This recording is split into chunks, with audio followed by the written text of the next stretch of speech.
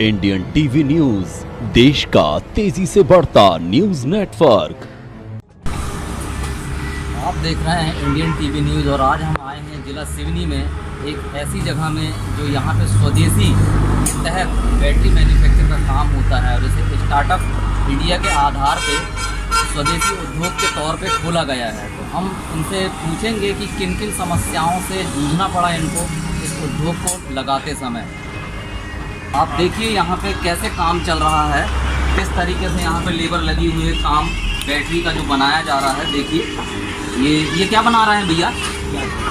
जाली बन रही है। आप क्या कर रहे हैं भाई साहब? कास्टिंग कर रहे हैं। अच्छा, तो आप देख सकते हैं किस तरीके से ये स्वदेशी के तहत जो उद्योग बना है, अंदर से किस तरीके से बैटरी बनाई जा रही है। इस बैटरी का नाम भी जानेंगे हम कि क्या नाम है, और इनके मेसर्स हैं जो उद्योग मालिक हैं उनसे भी बात करेंगे कि ये कैसे इन्होंने खोला, क्या क्या समस्याएं गई इनको बनाने में, डालने में, क्या दिक्कतें आईं, सरकार से क्या मदद मिली, स्थानीय जनप्रतिनिधि से क्या मदद मिली। आप देखिए यहाँ पे ये मशीनें लगी हैं, क्या क्या मशीनें हैं, इनसे क्या होता है हम पूछेंगे यहाँ के जो कंपनी मालिक हैं। सर आपका परिचय बताइएगा। मैं विजय रंगन। अच्छा, ये आपकी फैक्ट्री कब बनाए थे आपने? ये 2015 से चालू 2015 से चालू। ये मशीन क्या काम आती है, क्या बनता है इससे? ये ऊपर का ढक्कन सील्ड करती है। सील्ड करती है। हीट और सील्ड मशीन है। ये बाजू में रखी है जो ये वेल्डिंग मशीन है। वेल्डिंग मशीन है। पार्टीशन वेल्डिंग करती है। अलग अलग 2-2 बोल्ट के सेल बनते हैं, उनको पार्टीशन वेल्ड करती है। तो 2-2 बोल्ट के सेल बन के 6 सेल वेल्ड होते हैं तो 12 बोल्ट बनता है। आपकी कंपनी का नाम क्या है? कंपनी का नाम है EXLDE battery manufacturing, excelled battery manufacturing.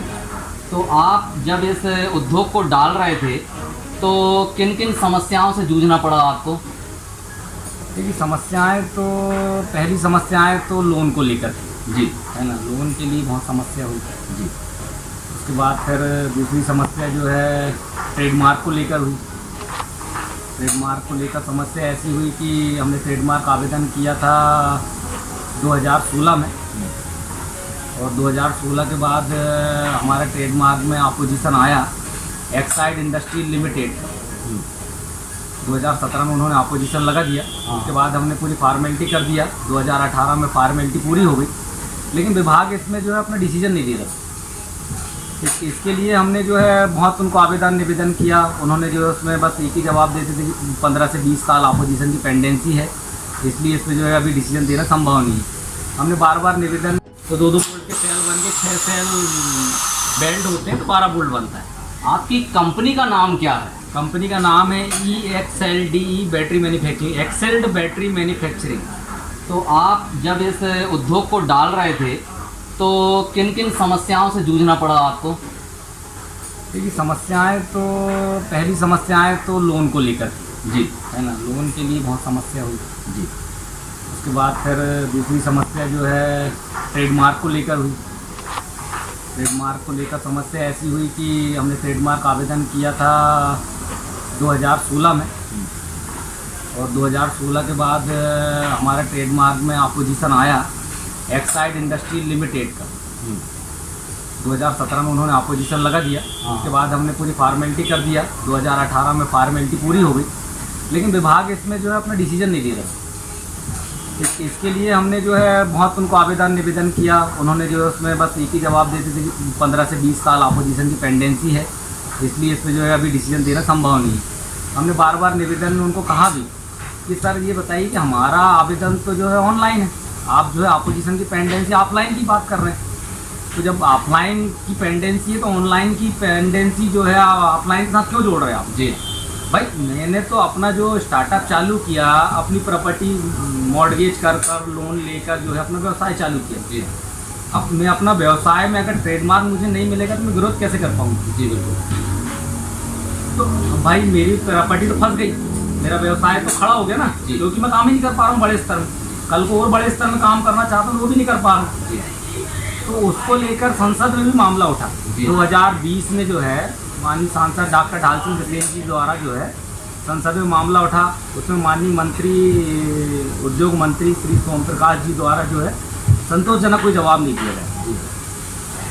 उसके बाद फिर 2021 में भी उठा मामला, माननीय मंत्री श्री पीयूष गोयल जी द्वारा भी जो है कोई संतोषजनक जवाब नहीं दिया गया कि जो है हमारे ट्रेडमार्क में डिसीजन कब देंगे।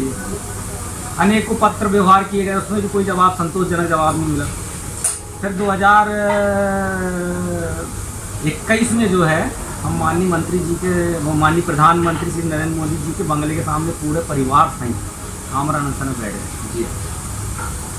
उसमें भी जो है कोई जवाब नहीं मिला। तो क्या फिर प्रधानमंत्री वहाँ पे आपसे मिले थे? नहीं, प्रधानमंत्री जी नहीं मिले। जी, फिर कैसे बात हुई आपकी? नहीं, दोबारा फिर हम दिसंबर में फिर बैठे ना जी, दिसंबर 2021 में फिर बैठे माननीय प्रधानमंत्री जी के बंगले के सामने जी।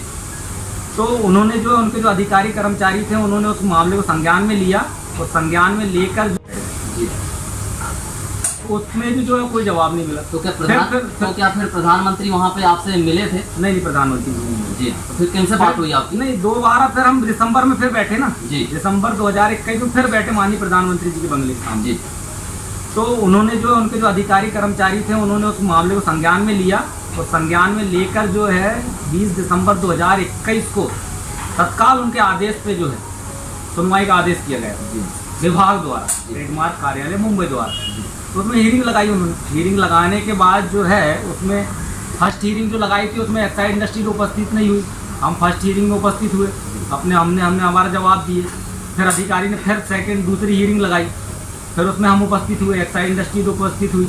उसमें विभाग फिर देरी कर रहा था जवाब देने, वो विभाग फिर जो है उसमें डिसीजन देने में देरी कर रहा था। फिर हमने उनको फिर निवेदन किया, उसके बाद भी जो है वो उसमें डिसीजन देने में देरी कर रहा था। फिर हमने उनको अधिकारी को लिख दिया कि हम जो आपके ऑफिस के सामने अनशन में बैठ जाएंगे अगर आपने उसमें जल्दी डिसीजन नहीं दिया। तो मेरा कहना ये है कि एक स्टार्टअप अपने उद्योग को चालू करने के लिए बहुत सारी समस्याओं से जूझता है, जिसके लिए शासन को उसकी मदद करना चाहिए, लेकिन शासन भी उसमें कोई मदद नहीं करता। जैसे कि मैंने बताया आपको समय पहले कि मैंने अपनी प्रॉपर्टी रख के मॉर्गेज करके लोन लिया, उसके बाद मेरे को ट्रेडमार्क नहीं मिला तो मेरा व्यवसाय नहीं चला, तो उसके कारण 3 साल मेरा जो है उद्योग बंद रहा।